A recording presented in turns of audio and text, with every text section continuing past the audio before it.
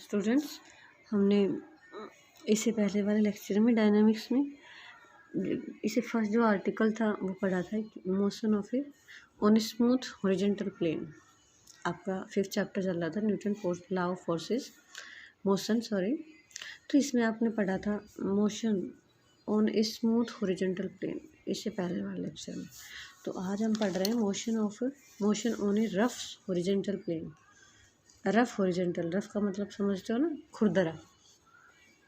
When one body slide on some other rough body, जब आप एक बॉडी स्लाइड करते हो किसी रफ बॉडी पे, तो then a force of friction come into play and obey the following law. ठीक है, जैसे आप किसी चीज़ को पुश कर रहे हो, ओके, और आपका जो फ्लोर है वो बिल्कुल स्मूथ है, तो आपको क्या, जैसे सपोज करिए आप बाइसिकल चला रहे हो और अगर आपका जो सड़क है बिल्कुल स्मूथ है, मतलब बिल्कुल नया है, तो आपको कोई मतलब एक्स्ट्रा प्रेशर लगाने की ज़रूरत नहीं होगी।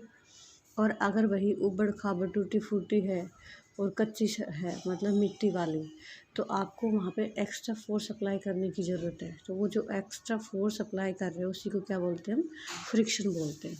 ओके, तो कह रहा है कि अगर आपका इस टाइप से रिएक्शन होता है तो हमारे पास कुछ लॉ बनते हैं।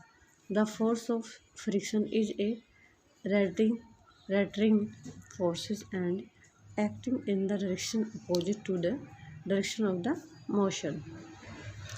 द फोर्स ऑफ फ्रिक्शन का जो फोर्स है वो रैटरिंग होगा। रैटरिंग फोर्स मतलब उसका अपोजिट होएगा, and act in the direction opposite to the direction of the motion.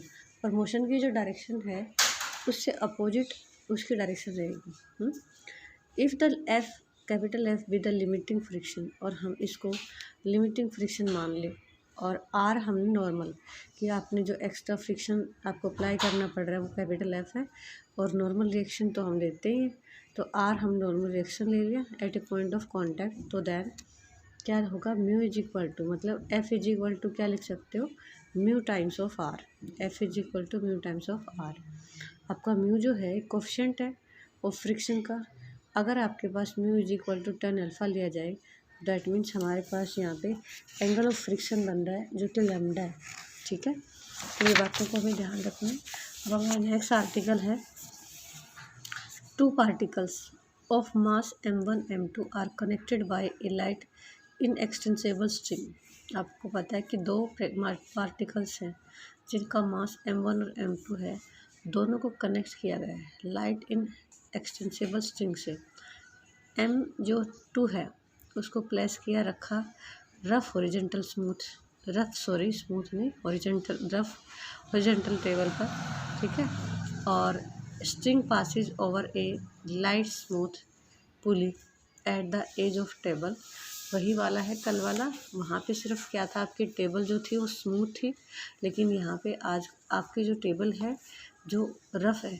ठीक है, और उसी के एक किनारे के ऊपर जो है एक पुली लगी हुई है, किनारे पे पुली लगी हुई है, जिसके अलोंग हमने दूसरा जो वेट है m1 उसको हैंग किया है।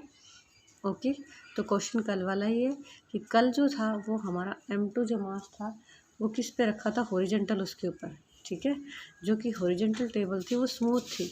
आज जो है वो हमारा किस में है,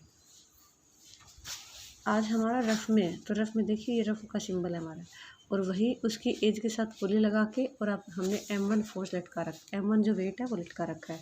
तो गाइज कल ही हमने क्या निकाला था, मोशन निकाला था, टेंशन निकाली थी स्ट्रिंग की, और प्रेशर निकाला था। ओके, तो आर हमने ले लिया normal reaction on the table, R हमने नॉर्मल रिएक्शन ले लिया। ठीक है, तो इसके हिसाब से आपका आर क्या बनेगा, मास मल्टीप्लाई जी एम जी बन जाएगा ना। तो सिंस आपकी टेबल जो है वो रफ़ है, तो रफ़ टेबल के लिए एक्स्ट्रा आपको फ्रिक्शन मतलब फोर्स लगाना पड़ेगा। तो आपके पास यहाँ पे जो फ्रिक्शन लग रहा है, अभी हमने उसमें पढ़ा था रिजल्ट में, तो म्यू टाइम्स ऑफ आर लोगे, एक्स्ट्रा जो फ्रिक्शन है वो प्ले करेगा। तो टी जो है हमने टेंशन ले ली, जैसे टी टेंशन लेते आ ही रहे हो पहले से भी, टी हमने टेंशन ले ली।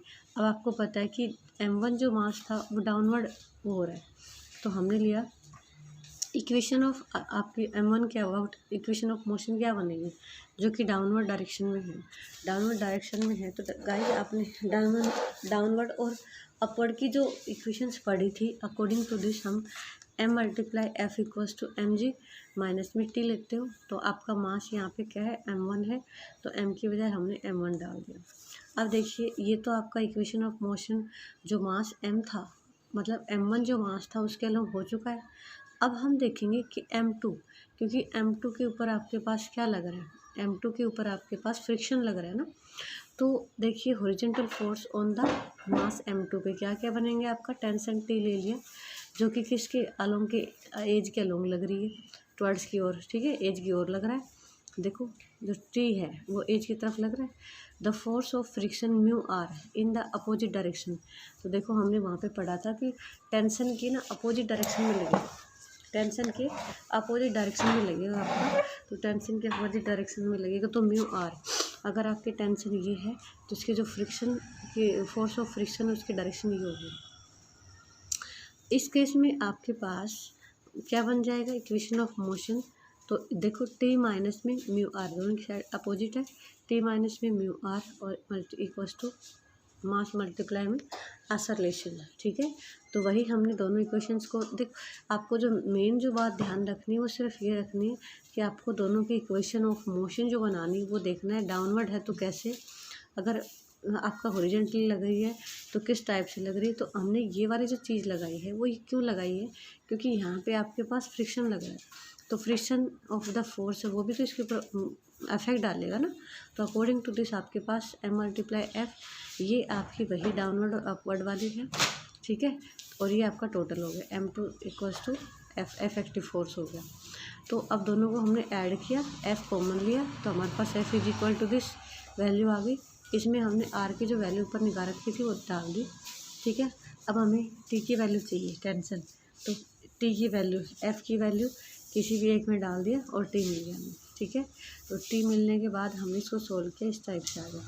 अब प्रेशर ऑफ पुली निकालना है, तो प्रेशर ऑफ पुली कल भी निकाला था हमने कि दोनों तरफ का है, पुली के ऊपर इधर भी टी लग रहा है इधर भी टी लग रहा है, तो T square plus T square under root, ठीक है, तो रूट 2 इंटू में टी बन गया था आपका, तो टी की वैल्यू जो है हमने ऊपर से डाल दी। Okay, thank you, have a nice day.